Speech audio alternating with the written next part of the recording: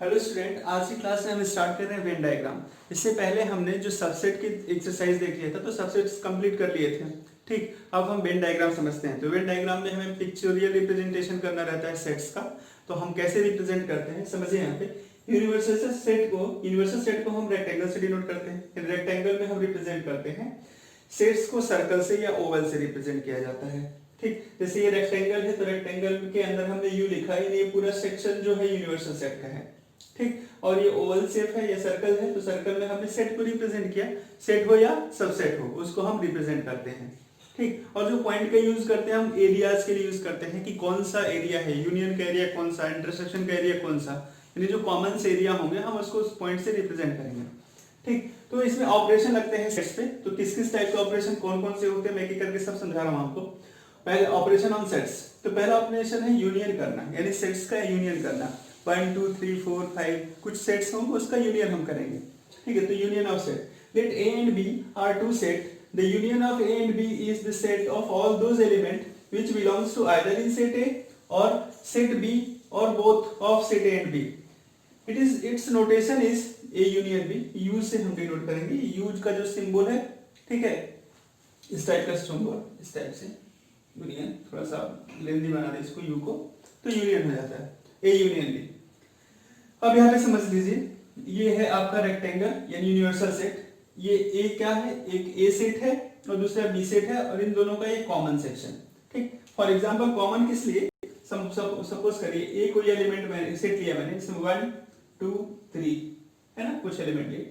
B set दिया जिसमें क्या कर दिया 3 4 5। ठीक, तो इस ए में भी 3 है, बी में भी 3 है, तो ए और बी में जो 3 है तो कॉमन को हम इस कॉमन सेक्शन में लिखेंगे।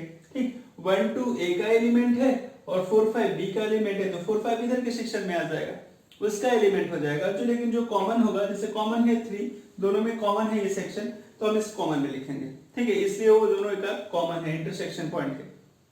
ठीक, अब यहाँ पे नोटेशन फॉर्म है जो इसका है ना, या जो आप बोल सकते हो रोस्टर फॉर्म, तो उसको इस तरह से हम रिप्रेजेंट करेंगे। A union B is equal to x such that x belongs to A और x belongs to B। ठीक है, ये इसका ग्राफिकल रिप्रेजेंटेशन है यहाँ पर किसका, यूनियन का। तो ये लिख लीजिए, इसके बाद मैं इसका एग्जांपल लेकर आता हूँ आपको।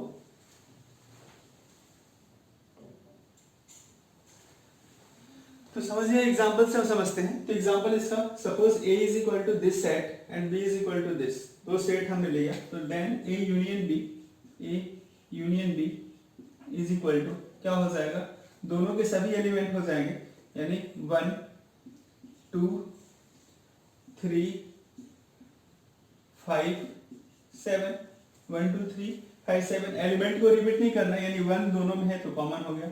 ठीक है, 3 भी क्या है आपका कॉमन एलिमेंट है, तो 1 और 3 तो इस सेक्शन में आ जाएंगे आपके, 1 और 3 यहाँ पे आ जाएंगे।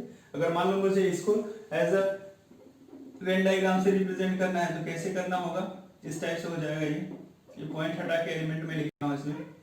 ठीक, 1 और 3 कॉमन, तो 1 और 3 इसमें आ जाएगा आपका, बाकी इसमें 2 एक एलिमेंट होगा, और इसमें क्या होगा 5 और 7 5 एंड 7। ठीक, तो 5 7 किसका एलिमेंट हो जाएगा, बी का, 1 3 कॉमन और 2 ए का एलिमेंट। ठीक, तो ये तो मान लो इसका हम वेन डायग्राम बना दिया हमने, और यहाँ पे ये ऑपरेशन लगा दिया, यानी यूनियन कर दिया हमने इसका। अब समझिए सेकेंड क्वेश्चन का सॉल्यूशन था, A union B, A union B. अब ये क्या, x such that x is equal to 2n plus 1 n belongs to z। z यानी इंटीजर होता है आपका, i से भी डिनोट करते हैं, z से भी डिनोट करते हैं। तो यहाँ पे n की वैल्यू अगर मान लीजिए हम 0 रखते हैं, तो 0 रखेंगे तो क्या हो जाएगा, x is equal to 1 1 रखोगे तो क्या होगा 3 2 रखोगे तो कितना हो जाएगा 5 7, यानी x जो यहाँ पे है, यहाँ का जो x है, x such that x is an odd number, और यहाँ पे यूनियन करना है किसका, x is equal to 2n। तो 2n को आप देखिए सॉल्व करिए, यहाँ पे पहले हम x is equal to 1 रखते हैं, तो कितना 2 4 6 8 ऐसा आ रहा है। तो दूसरा सेक्शन जो है x such that x is an even number, है ना, तो एक ऑड नंबर का सेट एक इवन नंबर का सेट। ठीक, तो दोनों को अगर हम ज्वाइन कर दें, ऑड और इवन सबको मिक्स कर दें, तो क्या बन जाएगा, इंटीग्रल वैल्यू बन जाएगी, है ना। अगर n जीरो रखते हैं यहाँ पे तो जीरो भी आ जाता है हमारा। अगर मान लीजिए यहाँ पे n is equal to zero तो पार्ट क्या होता है, जीरो हो जाता है। ठीक, तो क्या 1 2 3 4 5 अगर माइनस में रखते तो माइनस की भी सही वैल्यू मिल जाती है हमें। n is equal to minus n integer रखना तो माइनस भी रख सकते हो, जीरो भी रख सकते हो, प्लस भी रख सकते हो। तो ऐसे हमें क्या मिल रहा है पूरा 0 1 2 3 और उसके पहले की वैल्यू -1 -2 -3, यानी हमें क्या मिलेगा, एक सेट ऑफ ऑल इंटीजर्स, यानी एक इंटीजर का पूरा सेट मिल जाएगा। इन दोनों का हम यूनियन करेंगे, ए यूनियन बी, तो पूरा एक इंटीग्रल वैल्यू इंटीजर का पूरा सेट मिलेगा हमें। ठीक, यानी सेट ऑफ ऑल इंटीजर्स। ठीक है, तो ये दोनों हमारा यूनियन का एग्जांपल हो गया। आगे समझते हैं। चलिए हम दूसरा ऑपरेशन समझते हैं, second operation, intersection of set. Let A and B are two set. The intersection of A and B is the set of all those elements which belongs to both A and B. The notation of intersection A intersection B, ये intersection का उल्टा U है ना, reverse U। ठीक, अब intersection यानी दोनों का कॉमन होता है, दोनों का कॉमन सेक्शन। यूनियन में क्या, कॉमन भी ए का भी सेक्शन बी का भी सेक्शन, पूरा हम उसको इस डॉटेड से रिप्रेजेंट करते हैं। लेकिन इंटरसेक्शन में दोनों में जो कॉमन होगा वही होगा इंटरसेक्शन उसका। ठीक, अब A intersection B is equal to x such that x belongs to A and x belongs to B। वहां पे और था, यहाँ पे and है, and यानी दोनों में कॉमन होना। अब यहाँ पे सॉल्यूशन समझ लीजिए, मैंने दो एग्जांपल लिए हैं। सॉल्यूशन फर्स्ट, A और B है तो दोनों का हमें इंटरसेक्शन निकालना है। तो A इंटरसेक्शन B, तो क्या होगा, कॉमन 1 कॉमन है और ये 3 कॉमन है। ये हो गया पहले क्वेश्चन का सॉल्यूशन, इंटरसेक्शन निकाल लिया। दूसरे का A और B दोनों है तो इसका सॉल्यूशन देखिए।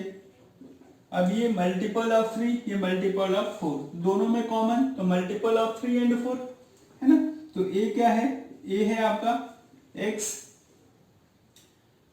x इज मल्टीपल ऑफ 3 है ना, और ये क्या हो जाएगा B, x is multiple of 4। तो A इंटरसेक्शन B क्या हो जाएगा, x is multiple of 3 and 4, तो दैट इज 12। 3 और 4 का मल्टीपल यानी दोनों का एलसीएम ले ले तो क्या हो जाएगा 12। जो 12 से 12 होगा यानी 12 का मल्टीपल में होगा तो 3 से भी डिवाइड होगा, 4 से भी होगा, यानी 3 4 का दोनों का कॉमन होगा।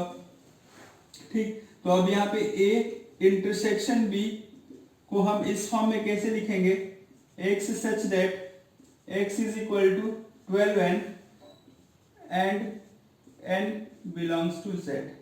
ये आपका सेट बिल्डर फॉर्म में आंसर हो गया।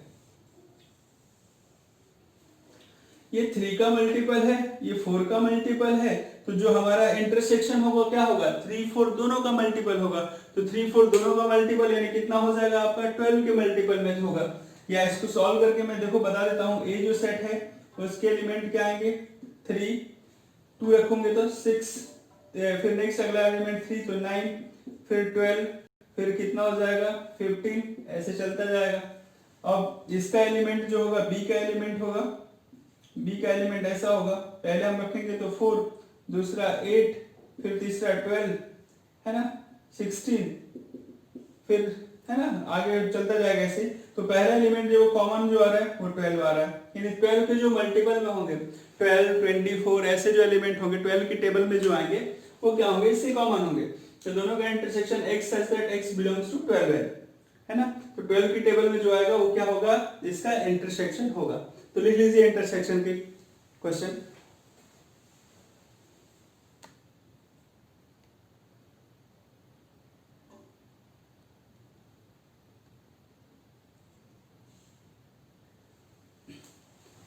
चलिए हम समझ लेते हैं डिसजॉइंट सेट। डिसजॉइंट सेट क्या होता है, two set A and B are said to be disjoint set if A intersection B is equal to 5, यानी ऐसे सेट जिसका कुछ भी कॉमन ना हो, ठीक है, वो टोटली एक दूसरे से डिसजॉइंट होते हैं। जिसका इंटरसेक्शन निकाले 5 है यानी उनमें कोई भी एलिमेंट कॉमन ना हो, वो क्या कहलाएंगे, डिसजॉइंट सेट कहलाएंगे। एग्जांपल, यहाँ पे A और B दो सेट है, यूनिवर्सल सेट है, दोनों में कुछ भी कॉमन नहीं है, एक दूसरे से टोटली वो बाहर है, वो डिसजॉइंट है। अब यहाँ पे देखिए इंटरसेक्शन में निकालता हूँ तो 1 3 5 7 और 2 4 6 है, तो इसका इंटरसेक्शन कुछ आएगा क्या, कुछ नहीं आएगा, 5 आएगा। नल सेट आएगा यानी फाई आएगा। ठीक है, तो दोनों का इंटरसेक्शन अगर नल सेट हो या फाई हो तो क्या कहलाएगा आपका डिसजॉइंट सेट कहलाएगा। ठीक, अब डिफरेंस ऑफ टू सेट, दो सेट का डिफरेंस निकालना। ठीक, तो डिफरेंस यानी a minus B, b minus A. Let a and b are two set, then the difference of set a and b is written as a minus b and b minus A. ठीक, अब a minus b क्या होता है? Purely a। ठीक है, यानी common को और b को पूरी तरह से सेट से हटा दो तो a माइनस b हो जाएगा। b माइनस ए क्या होता है? Purely b। ठीक, यानी b के एलिमेंट को मतलब प्योरली b यानी a का एलिमेंट उसमें नहीं होना चाहिए, यानी कॉमन एलिमेंट जो होते हैं वो भी नहीं होने चाहिए। तो यहाँ पे समझ लीजिए, इसका लिख देता हूं मैं a माइनस b का notation x such that x belongs to a but x doesn't belongs to b। ठीक, ये इसके लिए x जो होगा वो a का एलिमेंट होगा लेकिन वो b का एलिमेंट नहीं होना चाहिए, ये a माइनस b कहलाएगा आपका। ठीक, और दूसरा b माइनस a क्या होगा? x such that x belongs to b but not x belongs a, है ना, a का एलिमेंट नहीं होना चाहिए। ठीक, तो ये ऐसा होगा यानी b माइनस ए और ये a माइनस बी। इसमें भी एग्जांपल में लिख के समझा देता हूँ, इसको नोट डाउन करिए। चलिए अभी इसका एग्जांपल देख लीजिए, इसका आपका डिफरेंस का। तो पहले a माइनस ए सेट है, b सेट है, तो कॉमन एलिमेंट को तो वैसे ही क्रॉस कर सकते हैं, कॉमन एलिमेंट तो लिखना ही नहीं है।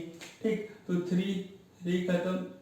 ठीक, फिर 5 क्रॉस कर देते हैं और 7 क्रॉस कर दिया। ठीक है, कोई ये कॉमन है तो दोनों में ही नहीं आएंगे, a माइनस में भी नहीं आएगा, b माइनस ए में भी नहीं आएगा, तो a माइनस बी। यानी अब बचा क्या? a में क्या बचा आपका?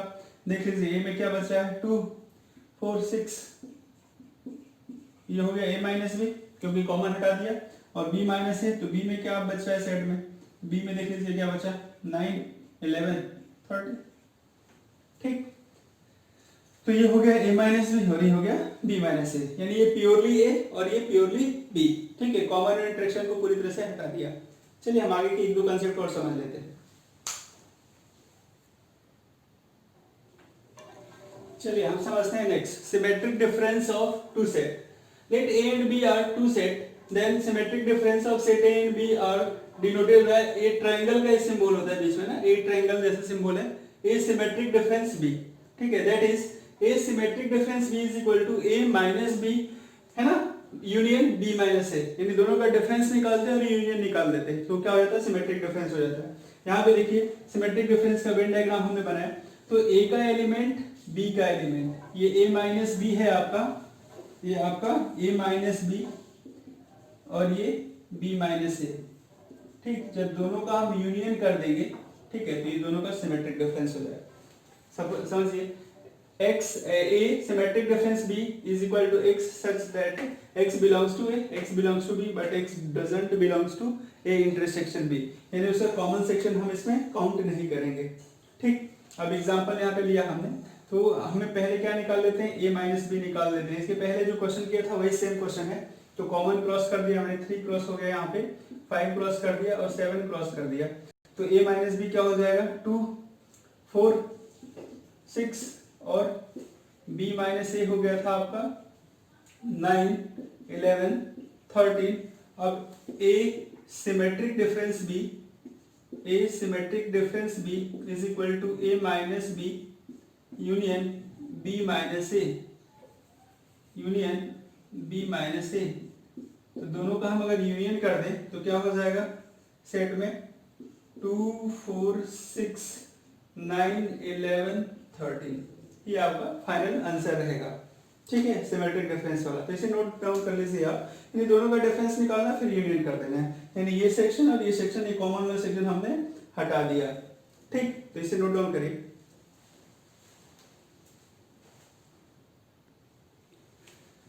चलिए इसका लास्ट कंटेंट हम समझते हैं, कॉम्प्लीमेंट ऑफ ए।